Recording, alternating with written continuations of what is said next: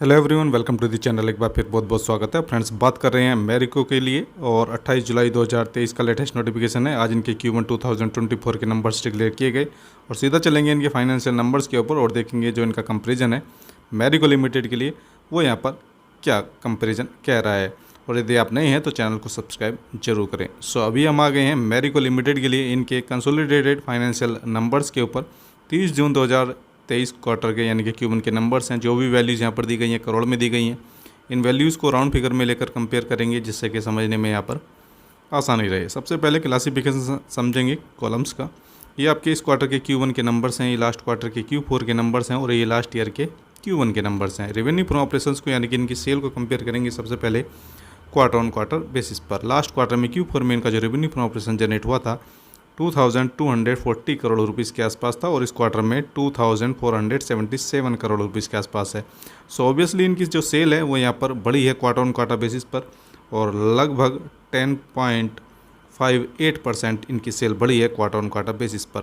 और अगर बात करें इसी रेवेन्यू फ्रॉम ऑपरेशंस के लिए यानी कि इनकी सेल के लिए ईयर ऑन ईयर बेसिस पर, सो लास्ट ईयर के Q1 में इनका जो रेवेन्यू फ्रॉम ऑपरेशन जनरेट हुआ था 2558 करोड़ रुपीस के आसपास था और इस क्वार्टर में 2477 करोड़ रुपीस के आसपास है।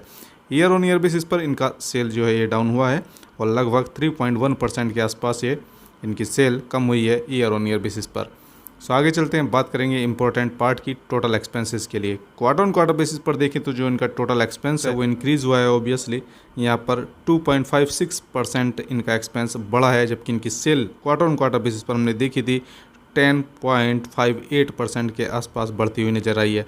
सो एक्सपेंस से लिमिट हुए हैं क्वार्टर ऑन क्वार्टर बेसिस पर। और अगर बात करें इसी टोटल एक्सपेंस के लिए ईयर ऑन ईयर बेसिस पर, सो ईयर ऑन ईयर बेसिस पर इनका जो एक्सपेंस है वो यहाँ पर डाउन हुआ है और लगभग 5.78% के आसपास ये डाउन हुआ है इनका एक्सपेंस। और अगर बात करें इनकी सेल 3% के आसपास डाउन हुई है ईयर ऑन ईयर बेसिस पर। अगेन यहाँ पर जो एक्सपेंसेस हैं वो भी यहाँ पर लिमिट होते हुए नज़र आ रहे हैं। आगे चलेंगे, बात करेंगे नेट प्रॉफिट के लिए। नेट प्रॉफिट को अगर कंपेयर करें क्वार्टर ऑन क्वार्टर बेसिस पर, लास्ट क्वार्टर में इनका जो नेट प्रॉफिट था 305 करोड़ रुपीस के आसपास था। इस क्वार्टर में 436 करोड़ रुपीस के आसपास है। सो यहाँ पर ज़बरदस्त उछाल देखने को मिल रहा है इनके नेट प्रॉफिट में और लगभग 42.95% इनका नेट प्रॉफिट बढ़ा है क्वार्टर ऑन क्वार्टर बेसिस पर। रीज़न आप जान सकते हैं क्योंकि जो एक्सपेंसेस है वो लिमिट हुए हैं।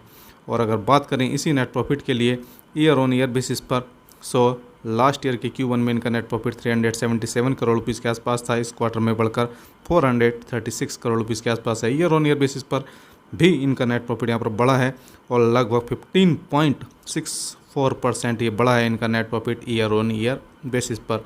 सो यहाँ पर कह सकते हैं कि मैरिको लिमिटेड के लिए अच्छे नंबर्स देखने को मिल रहे हैं क्योंकि यहाँ पर नेट प्रॉफिट मार्जिन्स इंप्रूव होते हुए नज़र आ सकते हैं, लेकिन वो डिटेल स्टडी के बाद ही, कैलकुलेशन के बाद पता चलेगा।